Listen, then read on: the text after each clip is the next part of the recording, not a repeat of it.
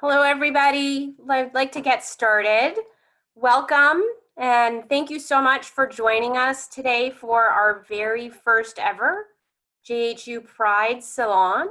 We're hoping that this is the first in a series of conversations that we can have over time and moving forward, focusing on our LGBTQ plus community, and really pleased that you're here this afternoon.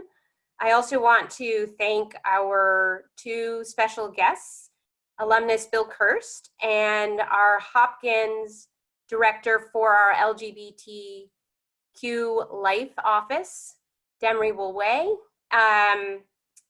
Really excited to engage in some discussion today with you, hoping that it will be interactive and dynamic. So please feel free to use the Q&A and the chat feature. My name is Elena Thompson, and I am the Senior Associate Director of Affinity Engagement at Hopkins. Affinity Engagement is a volunteer-driven program that brings together members of the Hopkins community around shared backgrounds, interests, passions, sometimes all three combined, to build community and connection. And Pride is one of our affinity groups which is identity-based. We have a handful of those, and I'm happy to say that Bill is actually one of our founding members of our Pride group. So really excited for today's conversation.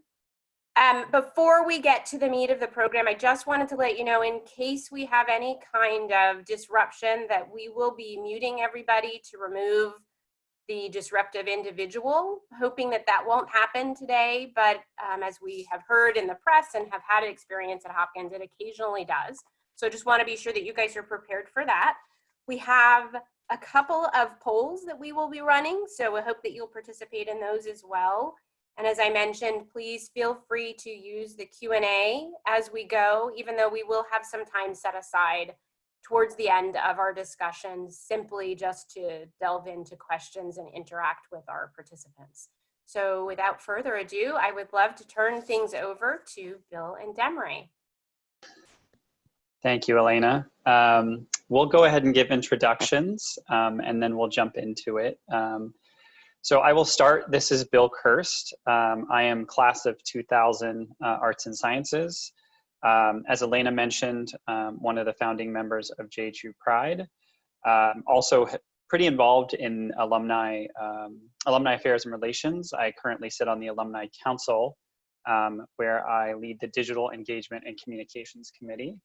And I'm coming to you today from Seattle, Washington. Demere?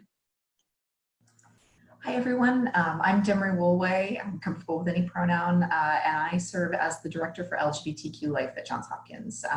And I've been there for 7 years now. We'll talk a little bit more about that work and what that looks like in a bit. Before I came to Hopkins, I worked at Miami University in Ohio, doing very similar work there. And that's also where I got my PhD in student affairs in higher education. And I've also been a co-chair of my professional association, which is the Consortium of Higher Education LGBTQ Resource Professionals. So I'm excited to be here, excited to see all the names come through that I recognize. Great, yeah, and I think what is great is folks may or may not know that Demere and I actually met at Miami.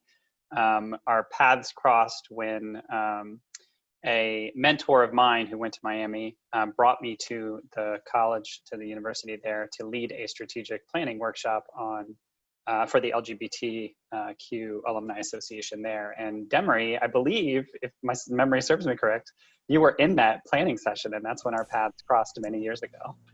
Well, that was my, it was for our office, the whole planning session. So yeah, absolutely. Yeah. It's funny what a small world it is. It is, absolutely. So it's great to be, chatting again today. So I think the first thing we're going to do is kind of a check-in and poll. And I think I'll have Elena run that poll just to check in and see how people are doing. And so that poll should have popped up. And we're just basically asking how people are feeling right now. There's a lot going on. There's been a lot in the news. And we just want to check to see how people are doing in the world. So we'll give that a little while for people to fill out.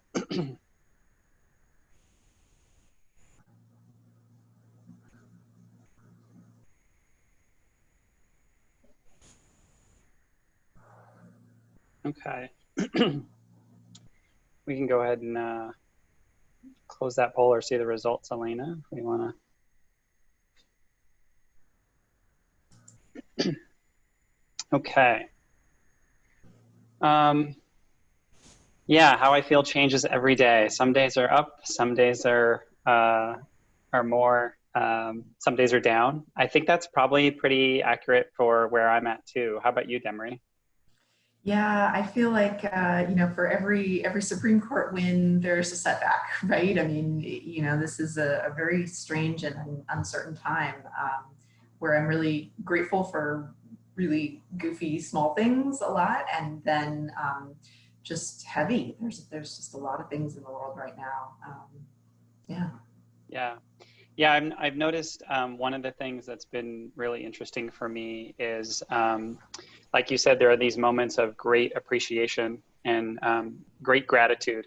And then there are moments of challenge when I too find that it's just kind of hard to focus at times. And I know a number of the folks obviously with us today, you and I included, our colleagues at Hopkins, you know, we're all working under different conditions, and it can be hard to focus. So we do appreciate your time and coming together today. We look forward to having this discussion and sharing with you, and really appreciate that. So I guess to get us started, Demere, I thought it might be great to get an overview. You had mentioned coming to Hopkins and starting the LGBTQ Life Office 7 years ago, which is really crazy to think it's been that long. Can you give us an overview of what the last 7 years have been like? Yeah.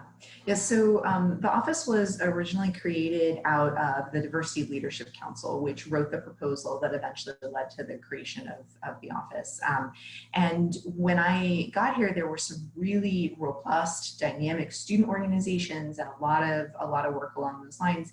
But it didn't have sort of a permanent space or a permanent home of some kind. So, you know, originally I had an office in Manhattan, and over the years we've gathered programming, we've gathered resources, we've gathered sort of a legacy, as well as kind of connections and people all across the institution. So where we are now, we ordinarily I'd be coming to you from our office in the Homewood Apartments, which has been really a lovely retreat and an exciting place for community building that's much larger and really gives us a space to do small group conversations, individual meetings, one-on-one sessions, and just provide a visible space for resources. We have 4 undergraduate student interns who do a ton of work and a ton of programming. And this past year, for the first time, we were able to hire a graduate assistant.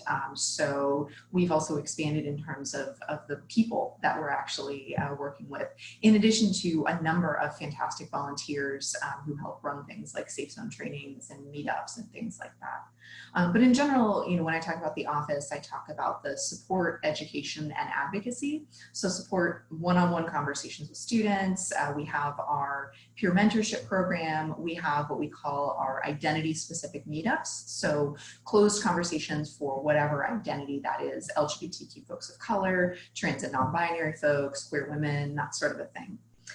We have our educational programs. I mentioned the safe zone training. We have actually reached over 3,000 people over the past 7 years in these 3-hour sessions, which is really phenomenal, and I think is a testament to the support of the broader community, including transitioning to an online platform suddenly, which was, you know, was exciting, but also challenging to do that. And then some of the advocacy work has been around how we recognize chosen names in computer systems, how we think about all gender restrooms on campus. Right now, we're engaged in a project that will allow us to better recognize pronouns in various computer systems.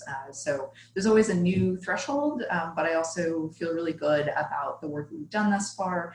And then, of course, the partnerships that we've built with the Alumni Association and our kind of annual traditions around Alumni Weekend, the brunch, and then the connections through Lavender Celebration. So that's been really exciting as well. Yeah, I know many of us were saddened that we weren't able to join for Alumni Weekend in person. I did get the opportunity to be one of the hosts for my year in this format. It was definitely my first Zoom reunion, but I'm hoping that folks that joined us today were able to connect. If you're an alum, we're able to connect in some form or fashion back with the community. And I imagine going forward, there might be a hybrid of sorts, right? We look forward to the days when we can get back together and celebrate and have that amazing brunch at the BMA. But then also connecting these ways will definitely be important throughout the years ahead. Yeah.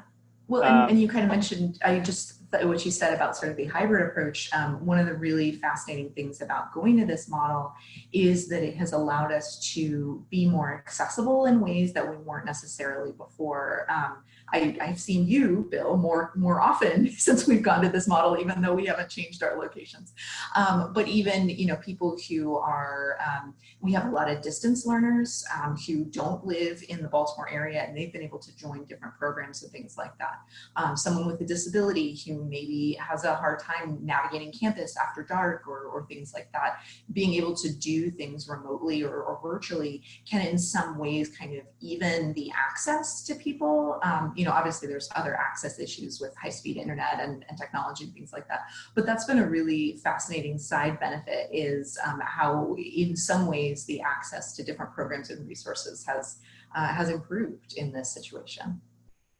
Yeah, and taking that a little bit further, how would you say your office and obviously the students and communities that you reach out to, how would you say you're managing through COVID-19? Yeah, well, like I said, I'm really fortunate to have had these student interns over the past year. And so even when we were all in the process of going remote, I said to them, you're not obligated to continue working with the office. If you need to just focus on classes or whatever else, let me know. And they said, no, we want to continue being engaged. We want to keep our 9 a.m. meetings and we want to kind of see what we can do for the community. And so with their help and with the help of kind of, folks at large, we really, began a pretty fascinating series of online engagement. We actually did like a community Google Doc and we just said, write in what your ideas are or vote for things or volunteer for things. And people stepped up. One of the student interns, they said they wanted to do a murder mystery night. So they did a murder mystery on Zoom. We've kept office hours open just to try to stay accessible and available to folks. And then in a lot of ways trying to figure out what actually transfers better to a virtual format. This is really small in the scheme of things, but it's super easy to do things with YouTube videos in a way that, like, if you're in a conference room and you're like, is the tech working? Am I not? Is it going to work? Is the sound working? Whatever. You just know it's there and you can queue it up and you can make it work. And so that's been really a learning opportunity for me, is to say what actually works better in this format, not how are we trying to just pretend or get closer to being in the same room as we would, but it's actually been like, how can we do things like the polls like Elena did, that allow people to interact in a way that if you were all in the same room, maybe you wouldn't interact. So that's been a really fun lesson. We're trying to figure out for fall now, what does it look like? We're going to try to do as much as we can in a virtual format. So it's really going to involve rethinking some of the things that we think of as traditions, like National Coming Out Day. We've traditionally done a Thanksgiving, so a Thanksgiving celebration that obviously is going to look very different. And so I'm going to be in conversation with the students, with the interns about what makes sense for our community moving forward. Yeah, I appreciate you sharing those ideas. It's been interesting to see how, even organizations, my organization asked the same question: how do we support Pride, during a pandemic? And so we too have been very creative. I'll share just two ideas that turned out to be pretty great. One was actually a lavender letters campaign, very similar to the idea that we've done at Hopkins, which is the letter that goes to graduates and alumni. as sort of a welcome to JHU Pride. I took that concept that we do at Johns Hopkins and I reached out to the LGBT Chamber of Commerce here in Seattle. They have 60 scholars that they have a scholarship for. And I thought, you know, these scholars, these students are going through a lot of change right now. It's pretty disruptive. And many of them don't actually get to celebrate Pride in the way they wanted. So my office and my organization volunteered to pair people up with some of those scholars and write them letters of encouragement and support during Pride. Another thing we're doing is something called the running of the flag. And so a number of us have actually taken a Pride flag that has our company logo on it. And in a very socially distant, safe way, we've agreed to, you know, I will go for a run and I'll probably have the flag on me. I will meet up with someone at some place in Seattle and I will pass the flag off. And that person will then pass the flag off to someone else. And so those are just some unique ways that we're doing a hybrid, right? We're connecting in this remote way, but we're also finding ways to connect in a socially distant way to still celebrate the spirit of Pride, which I think is great. And I think the ideas that come out of students and organizations, interns as well, we're working with a lot of interns in the remote way for the first time ever. And some of the ideas that are coming from them are truly tremendous. So as we think about kind of where we're at in the world and the queer rights work and the call for social justice that is on all sides of us right now, what I would love your thoughts in terms of where we're at, you know, as a movement and in the broader civil rights discussion that is happening right now, the broader equality discussion. We've had some decisions from the Supreme Court recently. What are your thoughts on that? And I guess kind of, we talked a little bit in the beginning about what excites you, what gives you apprehension. Would love to hear a little bit about that. Yeah, I think it's a really, I mean, again, we've got the euphemism now that in these challenging times, and I think that's the situation where we're thinking about queer inclusion. You know, we have these steps forward, such as the you know, the recasting and the redefine, making sure that the word sex includes LGBTQ folks that came out of the Supreme Court recently. But meanwhile, we have things like the Health and Human Services trying to pull that back and ramp that back and make it so that it's absolutely okay to discriminate against transgender people. So it feels very much in flux right now. But I also feel like, you know, I think we're not alone in feeling that way. I think there have been many periods in kind of queer history or LGBTQ history where it does sort of feel like it could go either way. You know, I think a lot of us started to feel that way when marriage equality started coming across the different states, and you would have some wins and you would have some losses, and you would have some states that would go the way that you didn't think it was going to go. You know, I mean, my mom still talks about Prop 8 in California, and you know, thinking that there's no way things ever go backwards, right? She just didn't think that was possible. And so I think we're in one of those flux kind of moments right now.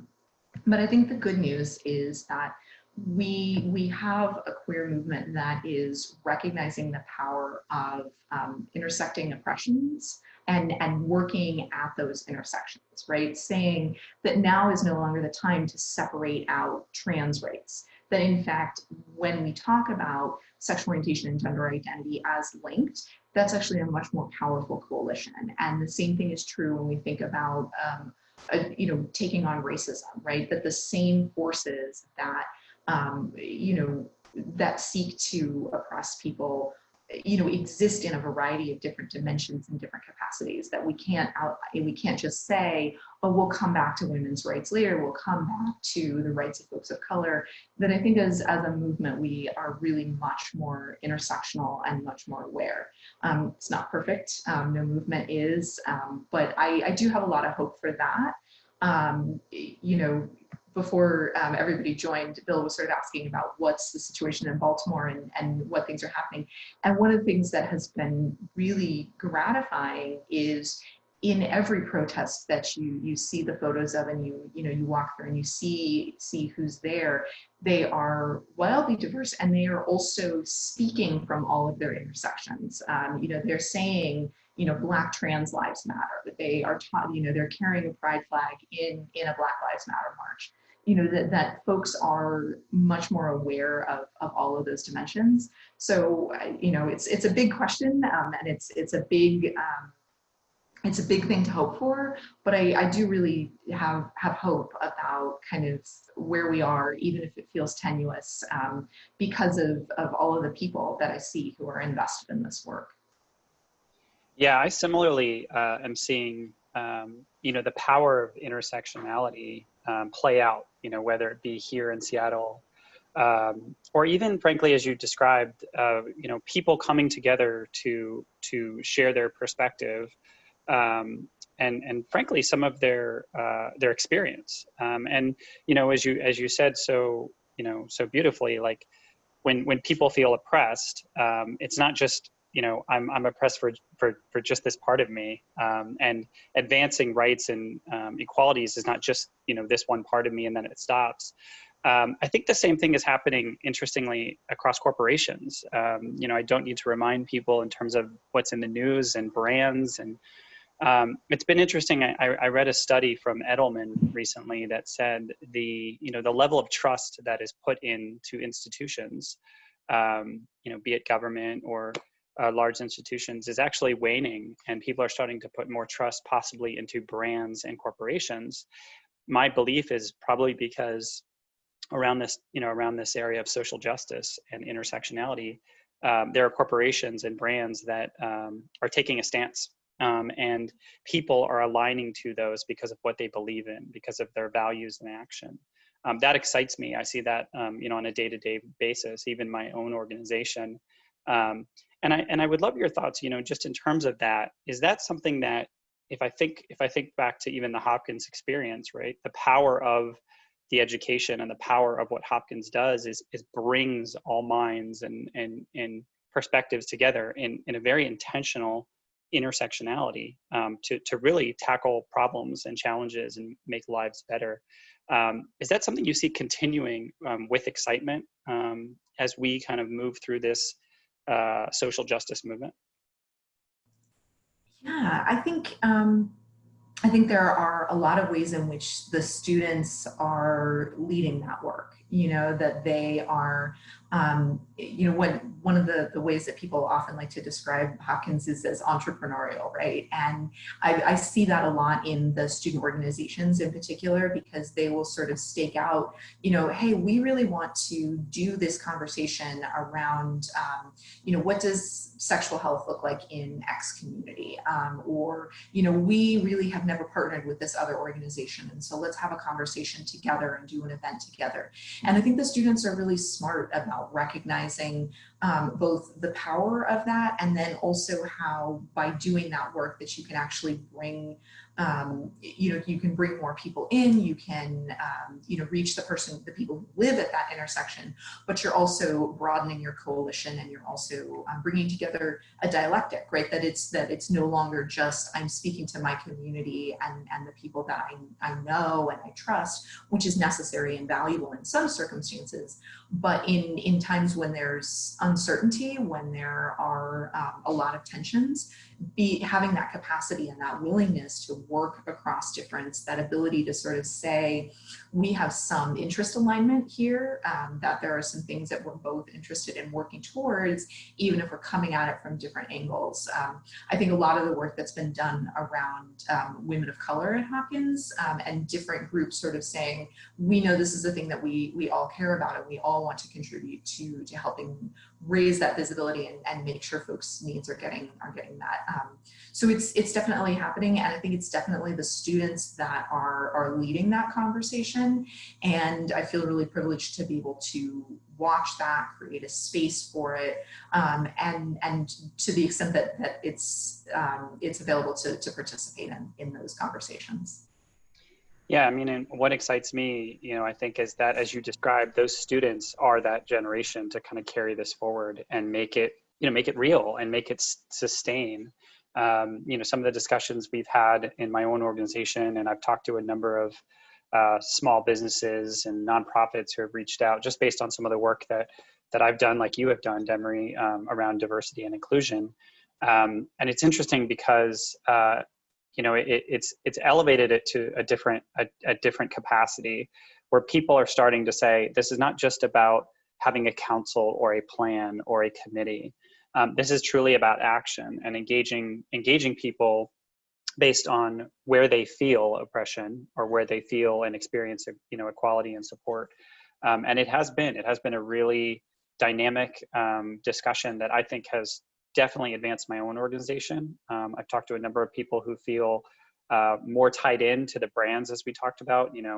Joshua, you shared the Ben and Jerry's example, right? There are brands that are making pronouncements and statements that are really tied to who they are. And it is a fascinating time, I think, in the world, and certainly in the United States with everything that's going on. As we think about Pride Month, Demere, I'd love your thoughts on, and this is a discussion, obviously we're probably closer towards the tail end of Pride Month, but I think in some ways there were a lot of people who almost got a little bit of a late start because we weren't sure where the world was going to be. And I know a number of us were kind of watching to see, hey, is our city going to cancel something or is it not?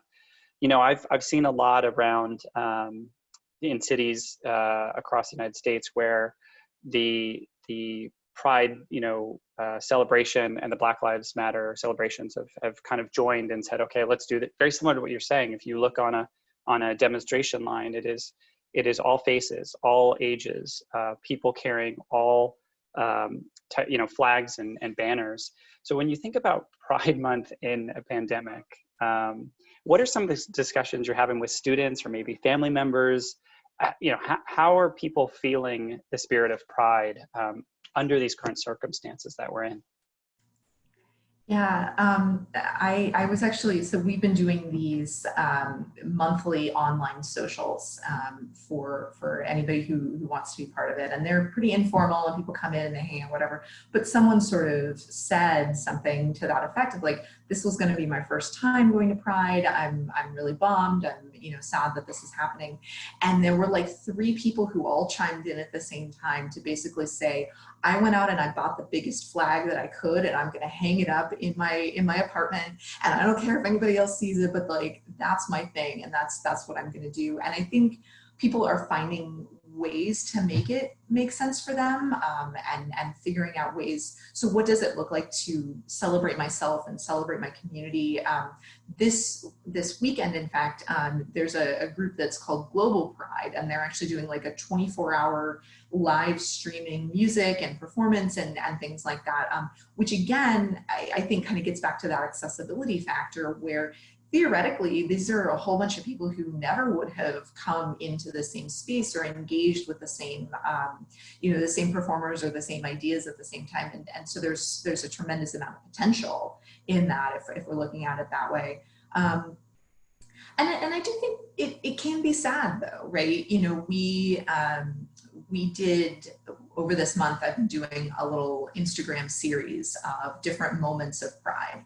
And so I've done things from Hopkins history. So Mary Elizabeth Garrett's, funding of the School of Medicine, right? She was in a Boston marriage with a woman, she's a figure in queer history to me. So I wanted to celebrate things like that. And then I was also choosing photos from different Pride celebrations. But I really chose like small moments because it did feel a little sad to look at like the big group photos and know that wasn't going to happen. So I chose the photo of the little pug wearing a hat instead of the large group photo, because I think there is a little bit of a loss in terms of, again, I think when you're at one of the big celebrations, what you really see is the diversity of the community, right? So you see the, PFLAG group of, parents and family members and supporters, and then you see the church and you see the corporation, and then you see the,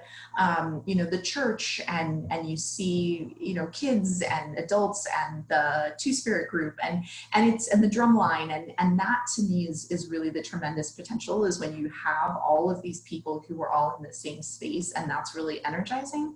And so I think it's okay to be sad and talk about what's lost there. But I also think it's an opportunity to think about what haven't we done well in previous years? You know, what are things that have been missed? And maybe this is a year to reflect on that and think about that and recast that a little bit.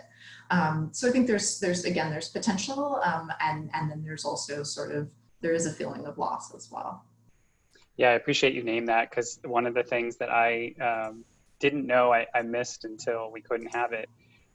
You know, many of us who have been through the Pride parades, there's always the parent who says, you know, free hugs, right? The P-flag parent who just has the big T-shirt that says free hugs. And it's tough. You know, we can't even hug our loved ones right now. And so it's, you know, naming that loss, I think, is really important, you know, to state that. Can you talk a little bit about what some of the members of the community, even alumni, those that are in Baltimore, around the world, what can they do to support students, be it in the LGBT, you know, life office or wider at Hopkins? Yeah, I mean, I think, you know, this is not going to be a super exciting answer, which is to say that you're probably already doing it, right? The fact that you're asking that question shows that you're probably already interested in wanting to be available. You know, we do a couple of things that folks are, of course, welcome to be part of, whether it's safe zone training and getting the sticker, or, you know, in the spring, the show your love, wearing the rainbow ribbon, you know, showing up for events or programs where students are. But the reality is a lot of this work is not, somebody is going to come out to you and it's going to be a big touching moment and it's going to be, you know, like a Lifetime movie kind of a situation. A lot of it is slow plodding progress, and you won't even know that you've shown up for somebody until a year down the line, right? You know, and I think about one of my proudest moments in doing this work is I had a student come to me who was a senior, and they were trans, and I had never met them before. I had never met them. And I was like, oh my gosh, I'm doing something terrible. How do I not know this student? How is it? And that the student talked to me and started telling me their story. And they're like, yeah, you know, I've been meeting with this person and this person and this person, and they've all been really supportive. And I realized, oh my gosh, they didn't need me, because all of these other folks had shown up and done the things that that student needed, right? And so that for me is what we're working for. I'm not going to go as far as to say I'm working to put myself out of a job, because I think there's always going to be more stuff to do. But I do think that the ultimate goal is that I don't have to be the person, you know, for this student, that there are so many other folks on campus who are already doing that. And so by being part of this network of support for students, it's already happening. So I don't necessarily have any here's your top 10 lists or things like that, but I think just staying open, staying curious, and staying available to folks, which are things that you're probably doing already if you're in any kind of student facing role. Those are the things that I think are really valuable. Yeah, I think that's a great point, in the sense of, you know, don't necessarily you know, overwhelm yourself to think that you have to do something, you know, drastic and dramatic. That it's a lot of times it's in the small things that we sometimes don't even notice we're doing that is truly supportive. You know, there's a question that came up that I'd love to address, that someone asked about, you know, are there LGBT groups, Johns Hopkins LGBT groups in different cities, for example, in Los Angeles? I can sort of speak to that in the sense that, you know, JHU Pride, as Elena had described, is an affinity group. And you know, that affinity can really be anywhere. I will say that we do have you know, chapters, city chapters, but I know that there are lots of different ways that people can get involved in their city or their locality. It may not always revolve around something to do uniquely with Pride, but this goes to the point, I think, you know, Demere, you and I were talking about, which is the intersectionality. So there are, you know, affinity groups around entrepreneur, there are affinity groups around tech and medicine. I know there's a great one I always love to talk about, the foodie group. I think there's one in New York that back in the day would basically talk about food and food trucks and things like that. And the reason I share that is because it goes back to the point we were making earlier around there's a lot that makes us who we are. There's many things that make us who we are. And so what I always challenge people to do is, yes, there's a JHU pride component to who I am. There's also a technology component to who I am. There's an entrepreneur part of who I am. And so I think I find my different ways to engage. And as you described, it's not always sort of this big coming out, but if people get to know me and I get to know them, I'll share a quick story with you that happened recently. And, I got a Facebook message a couple weeks ago from a teacher of mine who taught me in high school, some 25 years ago, and reached out and said, hey, someone in his family came out recently and wanted this, young man to be able to talk to someone and ask questions. Now, I hadn't actually engaged with this teacher in 25 years. This teacher played a role in my life. And here we are 25 years later, it gets to be sort of returned or pay forward that I engage with this, this young person and answer questions just from my perspective and my point of view around being in the military and what that was like. And I never could have anticipated that, right? But that also gave me such hope, and it gave this young person a lot of hope as well. We're now connected. That young person's going to go off to college soon and navigate the chapters of what that's like. And so I think there's so many different ways, as you described, to just be present and just show up for people. And so I encourage those listening and those in the community, to think about that. Think about ways that you can engage. Another way I've engaged here in Seattle is I hosted the admitted students reception.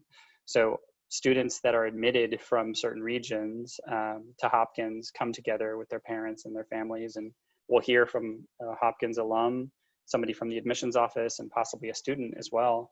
And I've done that now for 4 or 5 years, and it's great because they do get to know you as a Hopkins alum, but they also get to know you as the person who started JHU Pride or is sitting on the alumni council. And it's great because students can ask questions, parents can ask questions, and whether you know it or not, you're helping somebody along their journey. So I do agree. It's a great way to think about just doing small things that can make a difference.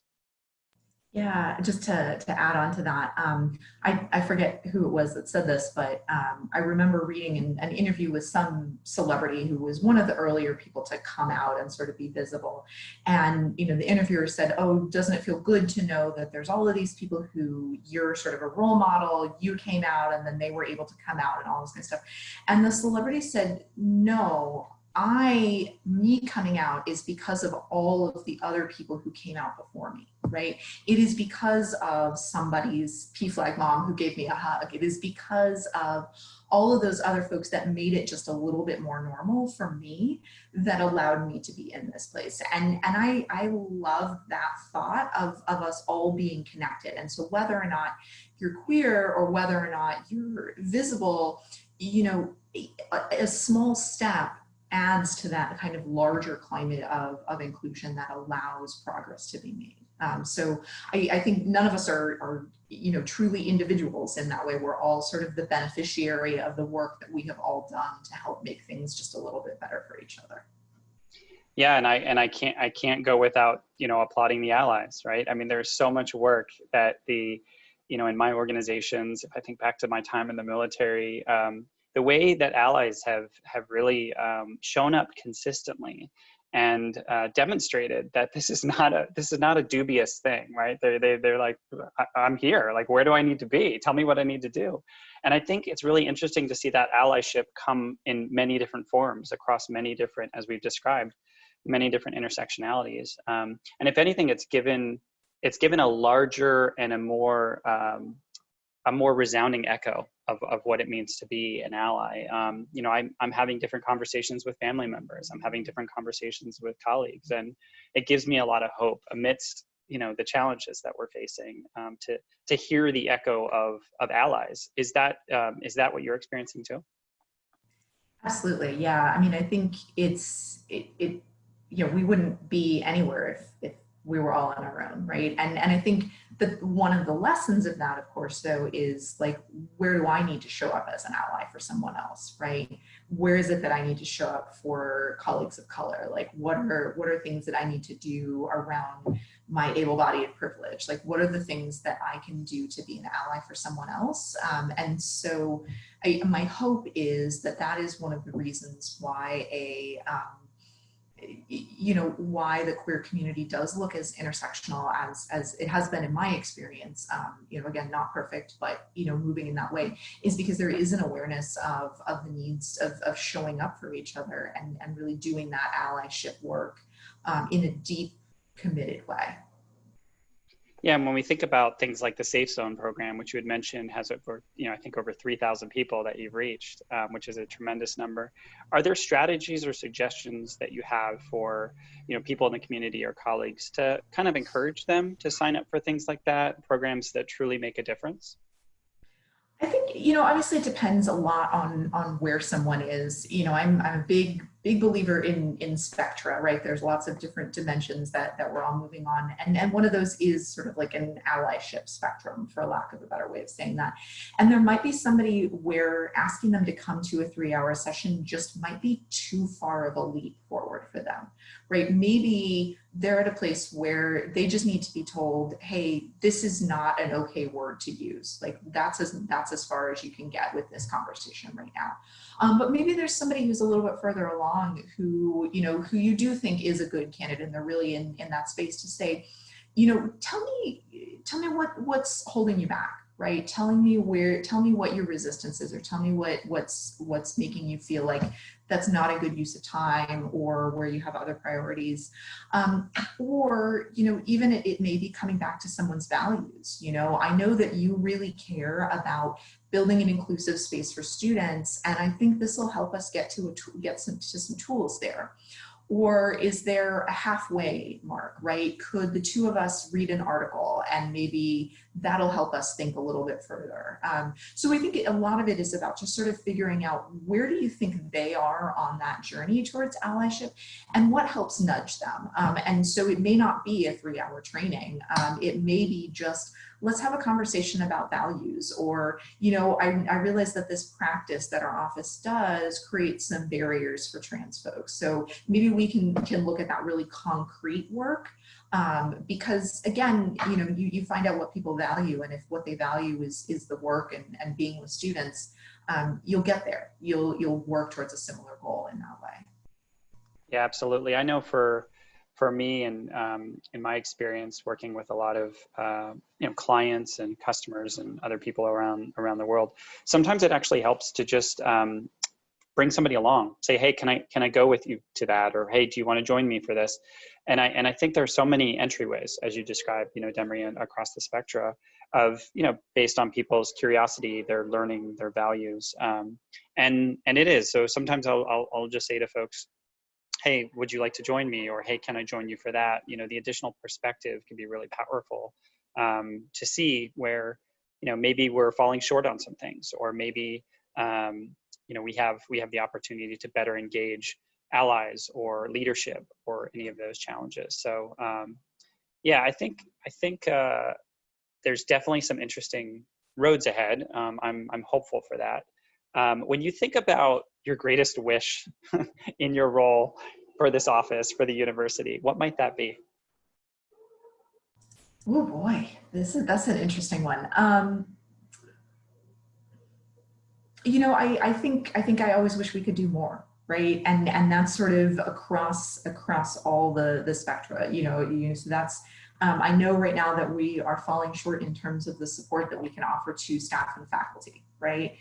Because the focus is going to be on students. I know that staff and faculty don't always get what they need. And so I would love to be able to do more of that, both from a kind of social community building perspective, which is definitely something that, of course, builds long-term affinity for your employees, for your organization, allows people to do professional development and networking. So creating those opportunities would be wonderful to be able to do to provide resources for more interpersonal support for staff and faculty, whether it's something like maybe, a faculty member has a gay child, right? And so they're figuring out what that means for them. And I've certainly done that on a one-off basis for folks, but sort of the the breadth and the numbers don't always make it feasible for that to happen all the time.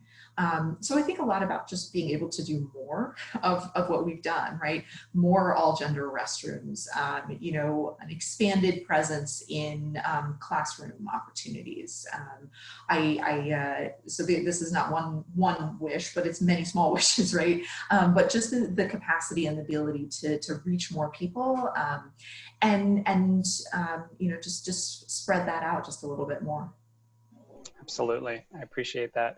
I think we're gonna run the second poll at this portion, and we're just gonna check to see, you know, we've covered a lot in our discussion, but we'd love to just pulse the group listening today and just see what they might be interested in for the next Pride Salon. So you should have a poll that just popped up, and there's some options there. We'd love to hear from you in terms of, as we think about planning, you know, the next salon or as part of a series going forward, what would you be most interested in hearing? More on the history, discussion on how we can organize, not only as people of LGBTQ, but also, as we discussed, you know, the needs of people of color who are also LGBTQ, deeper discussions on student experience or something else. And feel free to share what those might be in the chat. So we'll give just a few moments for people to fill that out. We appreciate your input as we program, plan for these going forward.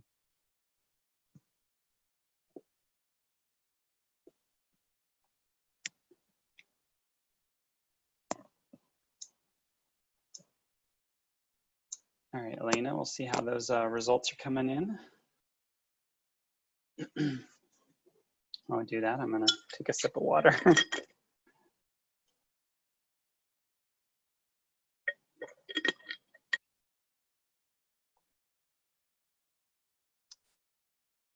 So one of the questions I think that came up, Demere, from Jim was, what are the resources in Baltimore? Yeah, absolutely. So we're really lucky in Baltimore.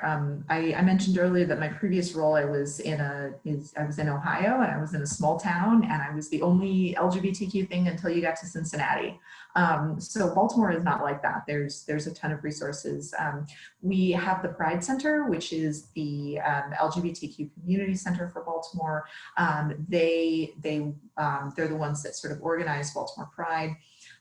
And there are really just a wide range of other resources, whether it's there's Hearts and Ears, which is kind of a listening organization. There are sporting organizations. There's the LGBTQ Chamber of Commerce. So there's a wide range of things. And what I'll actually do is I'll put in the chat a link to some resources on the office website in case people are curious. That would be great. And I think we do have the poll results from there. There we go. Thank you, Elena. So it looks like about more than half the group would love to have a discussion on how LGBTQ organizations can center the needs of LGBTQ people of color as well. And then closely behind that, discussion on the experiences of LGBTQ students at Hopkins. And then probably a little bit on the history. So that, I appreciate that, that input. That definitely will help us focus our discussion, you know, going forward. And thank you, Demere, for sharing that in the chat with the resources. One of the questions was, I think I saw it here, how does Hopkins Pride Group support gay businesses and venues in Baltimore? So I know we've done some work in the past, Demere. Do you want to talk a little bit about that, about how we've partnered with organizations, hosted events with organizations as well? Yeah. So there've been different, you know, in-person events that have happened in Baltimore in various kind of gay-owned venues and restaurants and things like that. Not the least of which is the annual Pride brunch at Gertrude's. But we've also sort of hopped around to different places in Baltimore as things have emerged. You know, I think that's kind of been the majority of it. But I think there's also capacity for more. You know, one of the neat things, and Elena, I'm sure would have more to say about this, but is that the organization really is run by the alums. So if there are people who are invested and want to get people not get people together right now, but at some point in the future, get people together. I think there's really capacity and support to do something like that. Absolutely. I know Joshua commented that he started the Gay and Lesbian Alumni Association back in 1987, which I'm excited to hear that. One of the things I really enjoyed over the alumni weekend, the virtual weekend that we had, was the history, the gay history at Hopkins presentation that we had. And it was fascinating for me to hear and learn about all of the chapters of LGBTQ leaders, through the history of Hopkins. And so if you haven't shared that knowledge, Joshua, or some of that information, we'd love to capture that.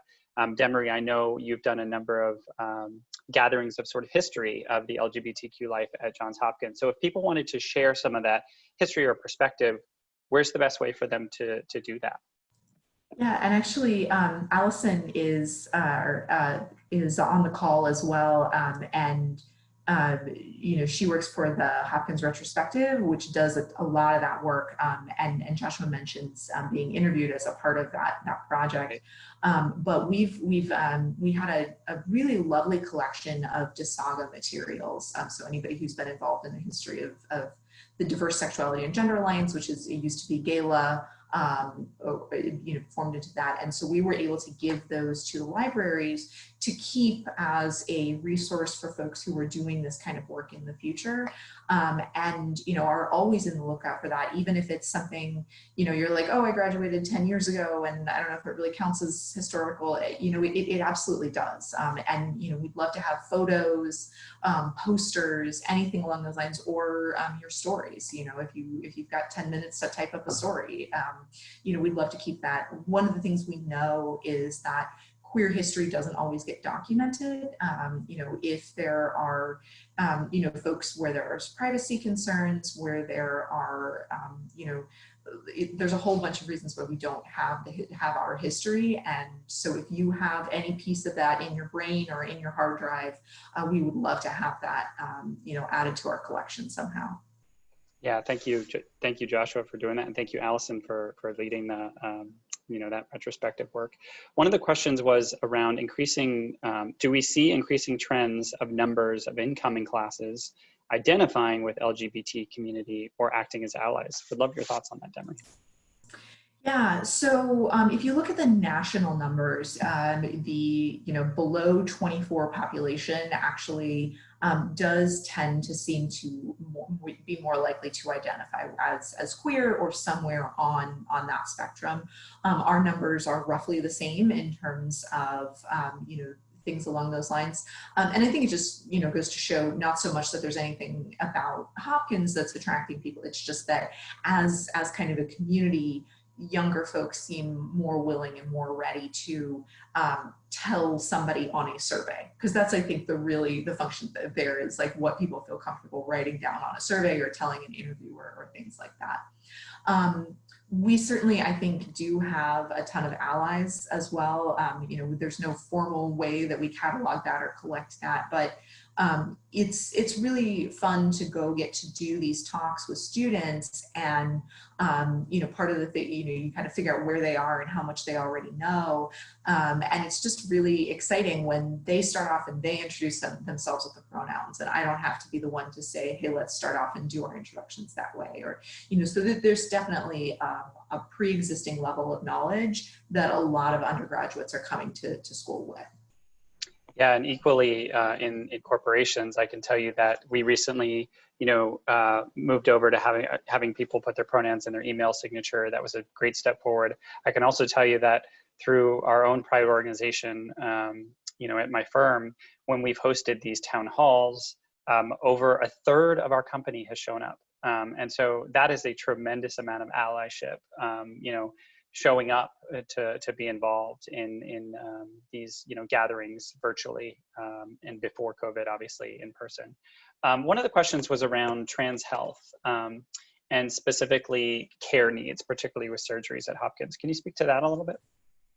Yeah, so there's sort of two halves to that. So on the student side, We have a really good partnership with our Student Health Center on the Homewood campus, and kind of the care that they're able to give for students. They're not yet able to administer hormones, but they will consult with students and make sure they get referred out to care. That may be something that we're working towards in the future, is being able to actually administer hormones in the Student Health Center. So that's one of my more moments that we're sort of trying to work towards. On the Hopkins medicine side, if folks are not aware of the creation of the Center for Transgender Health, that's a really important move forward. Again, speaking of proud moments in Hopkins history, was really the creation of a dedicated interdisciplinary center for providing transgender care. So they not only do surgeries, but they're involved in providing hormones and sort of wraparound care, counseling, that sort of a thing. So there's definitely definitely great things happening. On the student side and the staff and faculty side, trans care is covered as any other type of care would be covered in the health insurance. Great. I think we had one more question from one of the attendees. Let me see if I can see if that came through. Somebody might have just raised their hand accidentally. But we are down to the last few minutes. So if there is one more question that somebody wants to enter, please do so in the chat. Otherwise, I think we'll get ready to wrap up. Or Demere, while we're waiting, if there's any closing thoughts or comments you wanted to make. Oh, I just want to say this was really fun, both to talk to you, Bill, and kind of hear from folks, as well as to sort of see the different names that popped up. I know some of y'all were involved from the very beginning of when the office started, so it's really good to see you, and I hope we can sustain this connection in whatever way it looks like. Particularly, I am invested in thinking about how are we centering the voices of folks of color within the community, and would love to think with any of you on this call, if you're interested in doing some of those, hosting a future discussion where we really think about working at those intersections. So that would be amazing. Yeah, and if folks want to get involved, obviously, as Elena talked about at the beginning, with an affinity community, feel free to reach out to the Alumni Association. You could also reach out to me about JHU Pride, or digital engagement and communications. If you have ideas on how we can better engage you in a digital fashion and communicate with you, we'd love your ideas there as well. Want to thank you for the time today and joining us for this discussion. Thank you, Demere, for joining as well. And we look forward to hosting future Pride salons and based on the programming ideas that you all shared with us. So thank you again for joining, and be well and be safe, everyone. Thank you. Bye. Thank you everyone so much. Thank you, Demere and Bill, for such a fantastic conversation. Our office will follow up with everybody. So if you didn't have a chance to put your information, or you got an idea in the shower that pops up, you'll have an opportunity to follow up. Let us know and complete the survey. And I am always available and happy. We welcome anybody and everybody that's interested in getting engaged. So please take that seriously. And it does look like, based on what everyone has said so far, this is just number 1. So we will have a number 2 and maybe a number 3. But thank you both so much for being with us this afternoon. And thank you everybody who joined us for this hour and contributed to the conversation. Great questions. Happy Please Pride, take all. care. Bye-bye, everybody. Bye.